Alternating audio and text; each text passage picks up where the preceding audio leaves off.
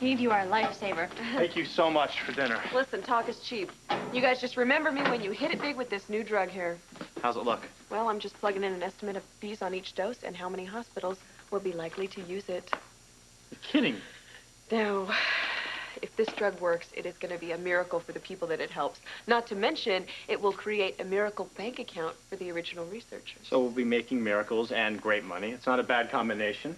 Well, let's count those chickens when we finish the research, okay? Hey, Joe, have you seen my report log? I wrote some last results and it's on the table. I can't find it anywhere.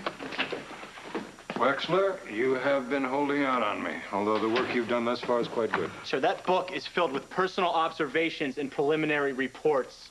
It's not ready for public consumption yet. I'm not the public. I'm your research supervisor, and I found it very enlightening. Injecting the solution at the site of the injury was a good call.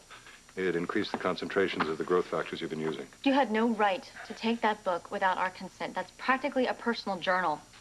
Wexler, you're an intern doing research for this hospital under my supervision. Unfortunately. I'm sorry, Dr. Lambert. Did you say anything? No, not a thing. Good. Apparently, I need to remind you folks here that the hospital owns all research done on the premises in any form, including your notes.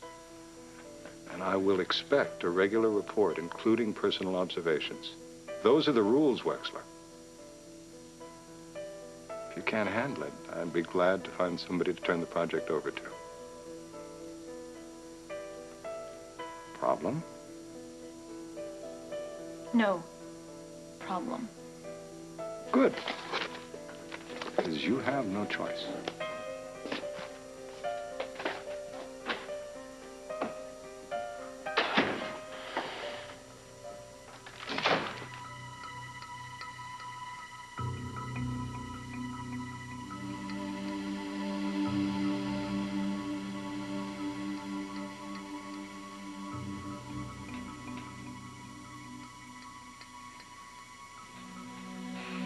You ready to bargain?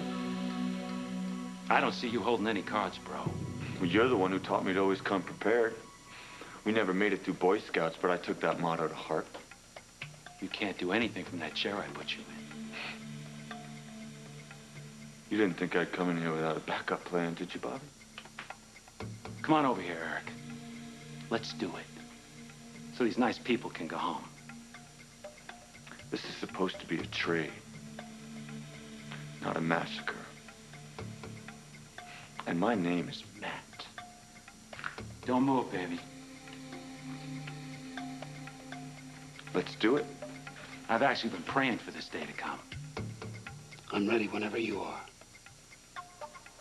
Come on.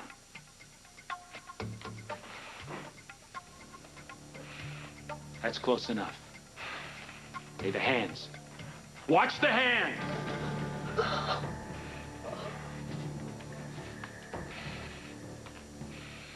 I'm wired deep enough to take out this entire building. Oh, my God, Matt, don't! My brother is not planning on letting you out of here alive, Ellen. This is the only way. Nice move. You taught me well. I'm hurt. You don't trust me? I'm a man of my word. Your friends will live. Well, then give your word to whoever has us in their sights to back off. Don't you think for a minute that I'm not gonna kill you myself. Let's just keep this between you and me, Bob. Tell whoever came with you to take a hike. We are all gonna die. Right here. Right now.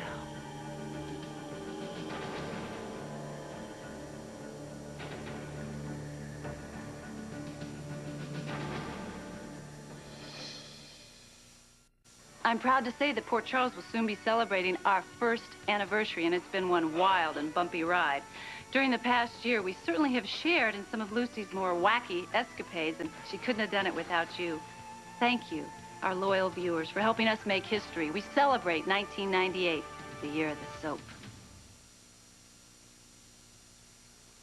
Just Despite the court order, Lark puts a do not disturb sign on the door and sneaks away. She is obviously out of control. The only thing obvious here is that she knew she wanted to get caught. So what was it, a cry for help? Why else would she pull a stunt like this unless she wanted attention? Well, of course, she wants attention. I'm not arguing that. But wants and needs are two separate things, and what she needs is to be placed in an environment where she can learn discipline and responsibility. She needs to go back to the juvenile center. I won't send her back. I will not come down on her so hard that we emotionally lose her for good. Shutting down Lark's emotions is exactly what you should be doing. She doesn't function on anything but emotion. She needs to go where she can learn another way to live. Where have you been? I went for a walk. I'm sorry. That's not good enough. You broke the rules. Again. Julie.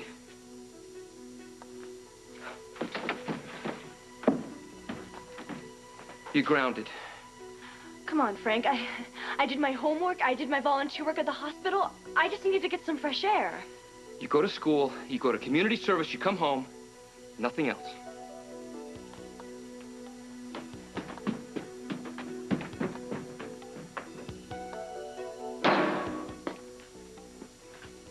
Leave it to Devlin to steal those reports. They are hospital property. No, this guy wants all the credit himself. Yeah. You know what, guys? I've had enough wind kicked out of me for one night. I'm going home. Wait a second. Devlin hasn't seen these yet, has he? No, but he'll want to. No, he said he wanted regular reports, not all the reports. You're splitting hairs, Joe, and I think I like it. Joe, are you saying you want to keep these reports from Devlin? No, not exactly. Yes and no. Are you up for crunching a few more numbers? All I'm saying is we shouldn't encourage Devlin with our findings yet. Hand them over. So how far off do you want these results to be? I don't know, 3 to 4%. 6 to 8. I mean, just to be safe. Well, that'll make things interesting. Devlin will think that he's getting close, but no cigar. And the whole time, we'll keep the journals to ourselves. This isn't exactly ethical. Listen, what's not ethical is Devlin trying to elbow you out of your own project. But this could get us kicked out of the whole program. Then just have to be careful.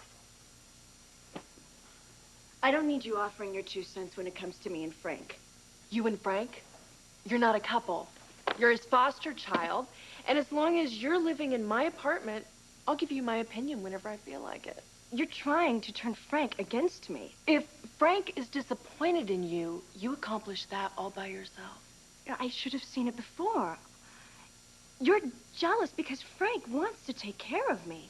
Frank is protective of you the way he would be protective of any lost child.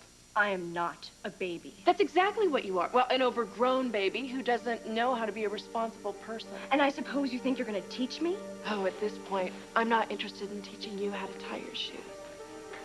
You know what? You stay out of my way. And I will stay out of yours. I don't make bargains with children. Now, why don't you be a good girl and go to bed? Tiny tykes need their rest.